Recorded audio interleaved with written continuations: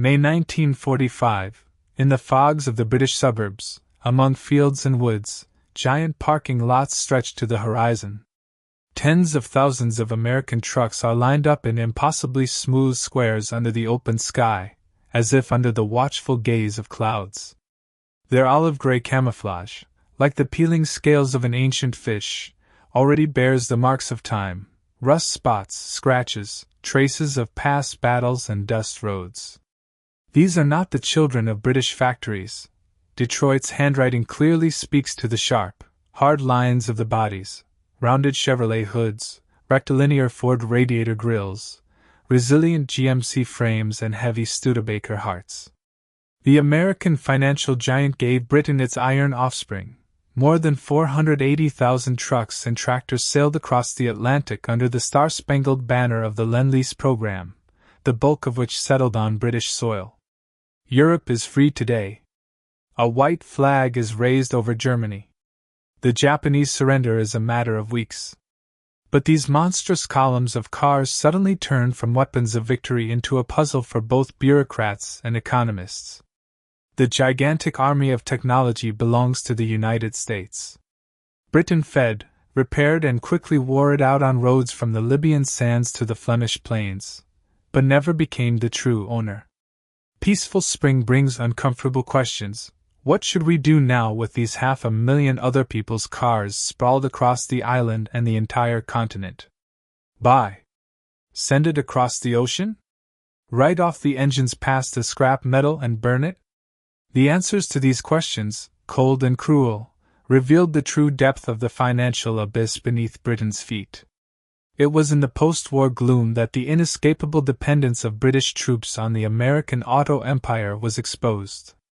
Between 1941 and 1945, port cranes unloaded 427,284 trucks for Britain, and over 50,000 more went to reinforce imperial troops in India, South Africa, and Australia. The statistics are pitiless. The native car industry pales next to this wave. On British roads, Dodge trucks, 2-ton GMCs, heavy Diamond T 4-ton trucks and white 6-ton trucks, helpful Chevrolet 1500 pickups, hospital, sanitary, vans, workshops on wheels, radio locomotives with antennas reaching for the gloomy sky rattle with a variety of engines. All these iron giants formed the backbone of British military logistics. By May 1945, 60% of the British Army's fleet consisted of American vehicles. In the fields of Italy, the 8th Army lives thanks to the Americans, almost without exception. In Germany, the Army of the Second Front has an American auto trio for every British piece of equipment. Even at home, according to the data, about 180,000 Yankee trucks crowd parking lots and hangars, and another 120,000 live out their days in France, Belgium, and defeated Germany. Calabria district to Palestine, from the Indus to Burma, the geography of this auto expansion is vast, like oceans crossed by convoys.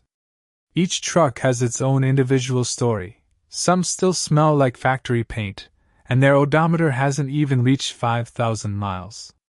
Others, scorched by the North African sun and suffocating in dried-up bearings, have long exceeded 80,000 miles and are groaning under the weight of wear. The first and main challenge of May 1945 consists of political and financial anguish. The Lend-Lease law is as clear as a hammer blow. Weapons are only loaned, but not donated. The end of the war entails a tough choice. The United States demands the return of suitable equipment, or its purchase at a residual, but still astronomical price. The American officials, who arrived as soon as the victory salutes stopped, look like vultures of the financial field. The Lend-Lease Liquidation Commission, specially created for the global settlement of these warehouse skyscrapers, bites into evacuation fleets, evaluates every iron heart. The first rounds of negotiations sound like a death knell for the British: either return the cars or pay. For each serviceable one, £400, for an average condition, £250, and for a tired old timer even as much as £100. Test the arithmetic: 500,000 cars. The geometry of expenses grows into a nightmare. Exhausted by the 6-year meat grinder, the country, which is on the verge of bankruptcy, cannot afford the mass purchase of trucks that have long become indispensable.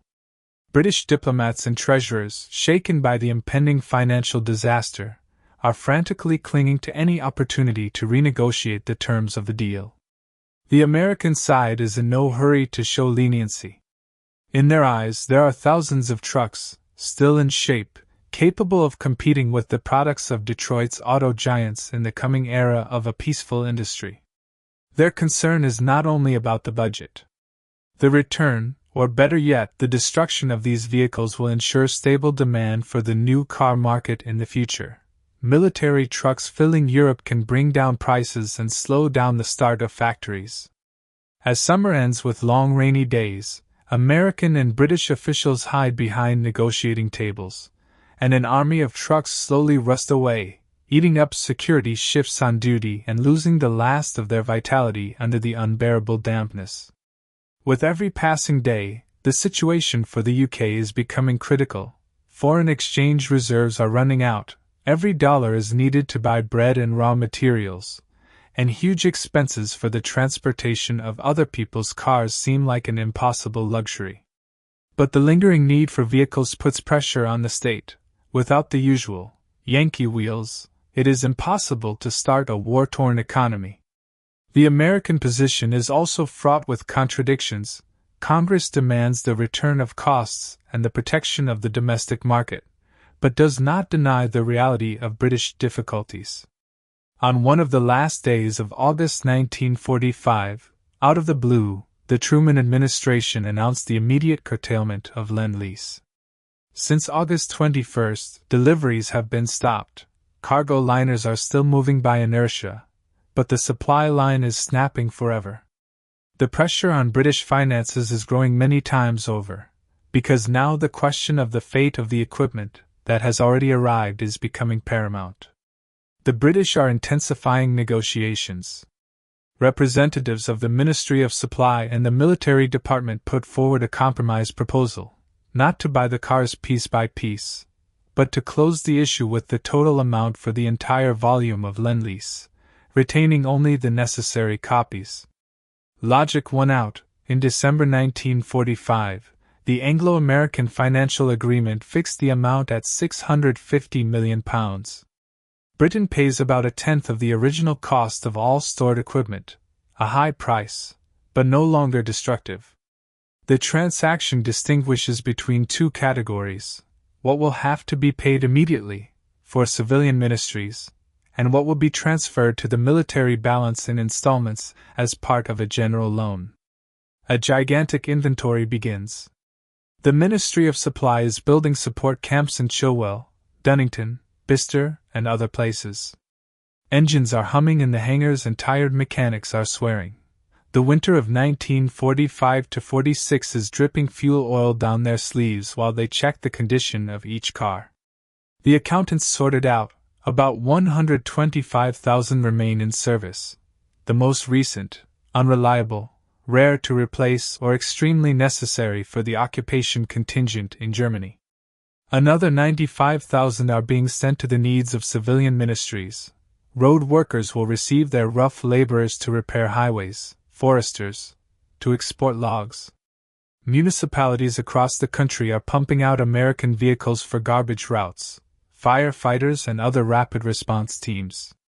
Germany is a particular headache. There are 78,000 more American trucks serving here as part of the British Army of the Rhine. The occupation requires a powerful motor artery, but it is becoming increasingly difficult to maintain these foreign cars. Mechanical parts are disappearing like snow in the sun, American warehouses are emptying, and every broken truck becomes a heavy dead weight. The strategy is changing. It was decided to leave only 45,000 relatively new GMCs and Studebakers in the Army of the Rhine, and to write off the older, veterans. It is unprofitable to return them to the island. The shipping cost will exceed the market price of the junk. Instead, Germany is starting to sell other people's hardware on a massive scale. the German Control Commission organizes sales points in Hamburg, Hanover, and the Ruhr. German transport companies, like hungry animals, rush to cheap ones, but they need Chevrolet, Dodge, and Ford workers. They need cars to revive the remnants of a destroyed economy. Market prices are staggering, usually from £50 to £150, depending on the condition.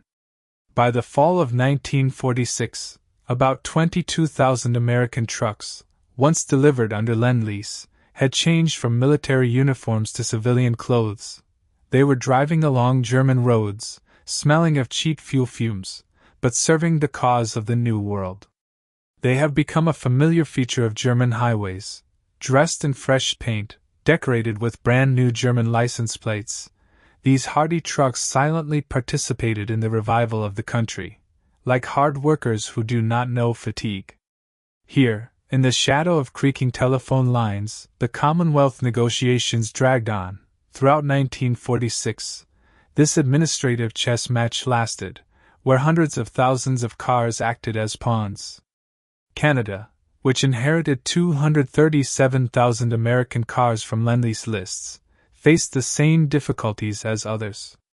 44,000 steel giants from overseas joined the Australian fleet, and both dominions negotiated similar terms with the United States, paying a reduced price for the transport remaining at their disposal. The United Kingdom, which suffered from a post-war deficit, offered part of its share to the Commonwealth countries, those who needed additional capacity from the nose. New Zealand, full of ambition and long-range routes, bought 3,400 American trucks from the British. South Africa, just over 2,000. In India, where the lack of transport threatened to turn into a disaster, a new flow broke out. 8,500 vehicles were loaned from British military depots in the Middle East.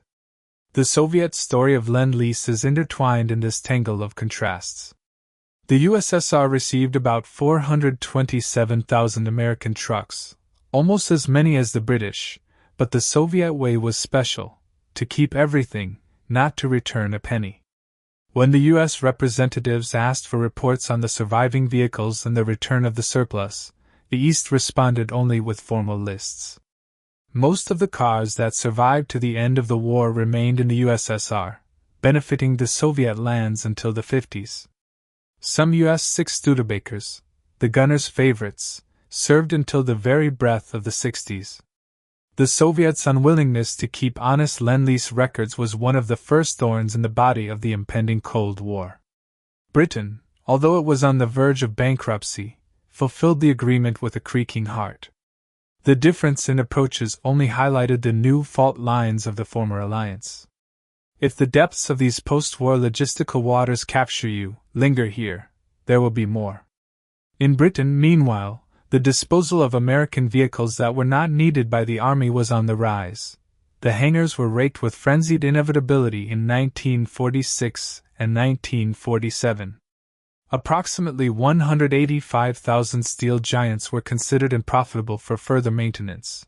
They had their own fork in the road, depending on their condition and geography. Those who got the roads, those who had good engines, had auctions. The Ministry of Supply organized devastating sales in dozens of British warehouses. Private cargo carriers, still recovering from the war, were raking in thousands of Chevrolet and Ford trucks, as if collecting bones for future business. Farmers bought four-wheeled Dodges for draft needs.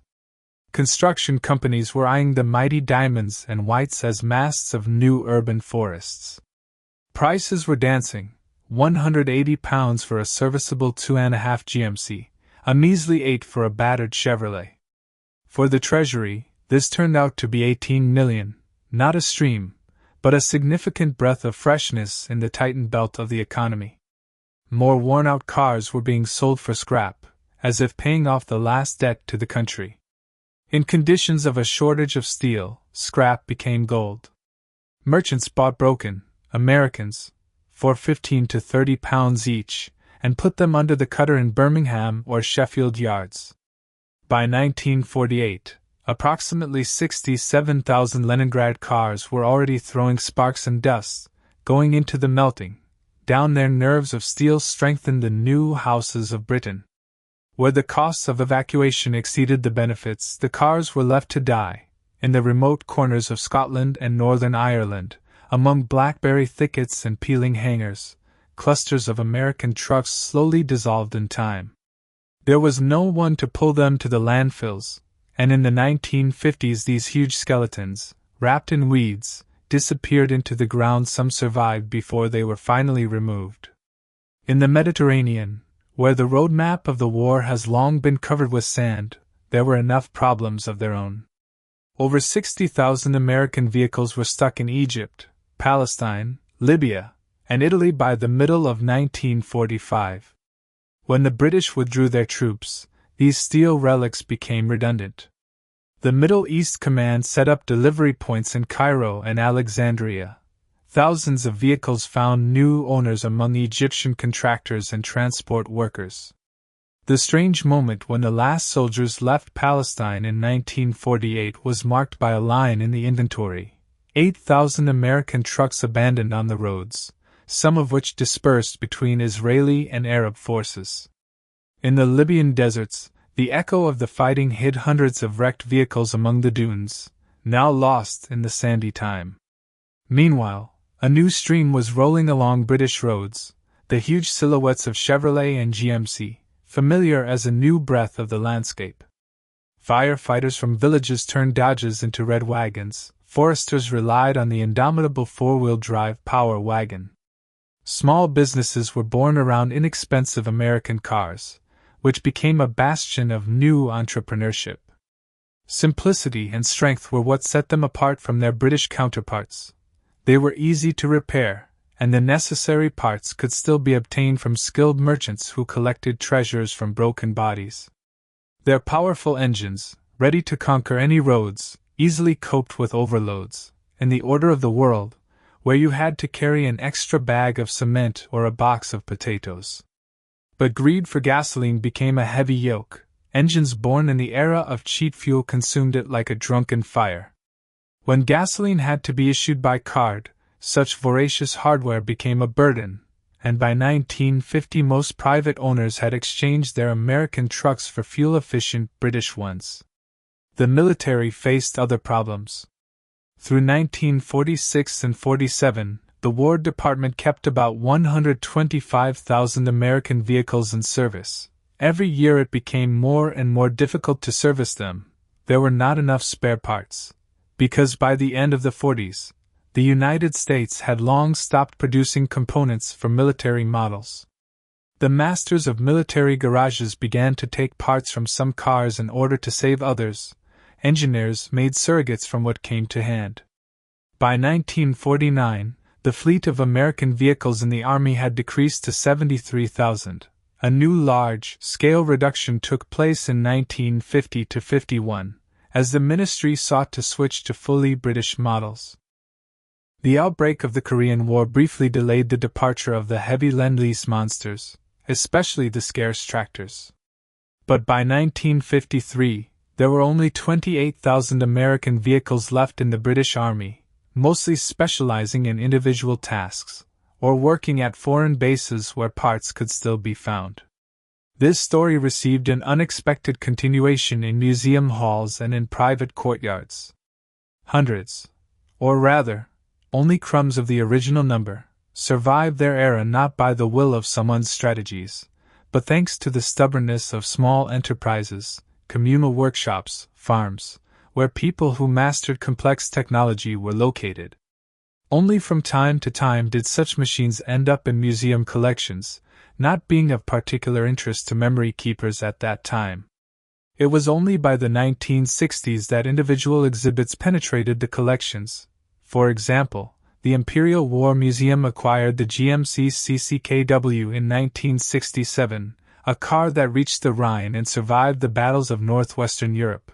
The National Automobile Museum in Beaulieu acquired the Dodge WC. And the Bovington Tank Museum preserved the rarest diamond tank transporter. In the 70s, the hobby of preserving military equipment gained momentum. Private traders began to assemble American military vehicles, pulling rare specimens from sheds, landfills, and warehouses. In Scotland, for example, in 1982, the Studebaker US-6 was dug up and started, which had gone through a long journey of logging. In remote areas, there were whole ghosts of car parks. They were restored, turned into national relics. There are about 85 Lend-Lease trucks of various models in the current British collections of military equipment, and this is less than a tiny fraction of the former Armada. The Wiltshire Society of Military Equipment parades restored GMCs and Dodges. Amateurs from all over the country own about 200 more cars, most often Dodge WC and Jeep, although Jeeps were a separate category of supplies. Continental Europe is also opening its memory closets. German museums carefully preserve American trucks that came into their possession in the post-war years, when the Lend-Lease engine was dying down, but its echoes echoed in every rusty part. In the Netherlands, not far from the serene green plains, the Overend War Museum preserves a GMC veteran, torn from the grip of a local transportation company, like a relic from the sands of time. And a little further south, in the German city of Zins, the Auto and Technik Museum carefully exhibits an entire Ford G8T. It once served under the British flag before its wheels spun on the peaceful roads of Germany. But the legacy of Lend-Lease trucks is not limited to the steel of their bodies. This experience invisibly penetrated into the very fabric of post-war British engineering. British designers eagerly explored the methods of the Americans. Their admiration for American simplicity and uniformity grew against the background of memories of infinitely incompatible and whimsical domestic trucks that tormented military convoys. Where the Americans had every nut matched, the British were faced with a chaos of details and standards. When developing legendary models of the 1950s, such as the Bedford RL, the influence of overseas colleagues manifested itself. In the hands of engineers, machines with simplified care and unified elements were born, as if an industrial evolutionary step had been taken under someone else's hardened shadow. The financial resolution of the Lend-Lease epic left deep political scars. The uncompromising lesson of dependence on foreign supplies burned not only Westminster officials, but also echoed through future cabinets. Negotiations on the right to keep trucks, when the country was on the verge of default, proved to be a bitter lesson for many generations to come. All the simple truths were crossed out by one. The production of key equipment should not be sent abroad, even if domestic factories require large amounts of money. Otherwise, vulnerability will sooner or later enter the door. And yet it's not the quantity that really amazes, but the speed with which the whole machine world has disappeared. In a matter of years after the thunderous end of the war, almost 500,000 trucks evaporated from Britain's seething transport pools. Some disappeared at auctions, others became rusty cargo in landfills, and others disappeared without a trace. After 5 years, the surviving copies already looked like a curiosity. A decade had passed, and only a few remained on the move, like stubborn old men in a market where everything had been young for a long time. 20 years later, only fanatics began to look for them, which turned out to be a circle that had experienced both rise and oblivion. This fleeting cycle became the rule for military equipment during the Cold War, when grandiose investments disappeared instantly after losing relevance, giving way to new projects, new eras. The history of British Lend-Lease trucks rarely becomes an ornament to triumphant chronicles, but it exposes the skeleton of logistics, the invisible enemy of the world, without which any laurels of victory quickly turn into dust. After the fireworks in May of the 45th, years of dull work began, endless accounting, disagreements over payments with the Americans, the crackle of typewriters turning the chessboard of technology into a string of costs and write-offs. The fight for German technological spoils that fueled the headlines was just one side of a peaceful drama. But the fate of hundreds of thousands of ordinary trucks opens up a much more fundamental page. Britain emerged from the troubles with Reeves, but without money, barely able to buy back the tired cars on which its armies rolled the freedom of Europe. The Americans showed generosity, but also firmness. They demanded to return or pay, and the kingdom had to put up with the mass disposal of cars in favor of balance. Years have passed, and the traces of this gigantic mechanical flow have almost been erased by the wind of change.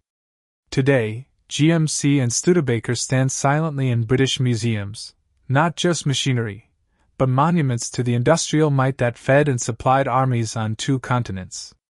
Their iron ribs remind us that the material evidence of even the closest history disappears as easily as a draft in hangars. Decisions made for the sake of economy or simplicity can only leave shadows on concrete where the Iron Army rumbled recently.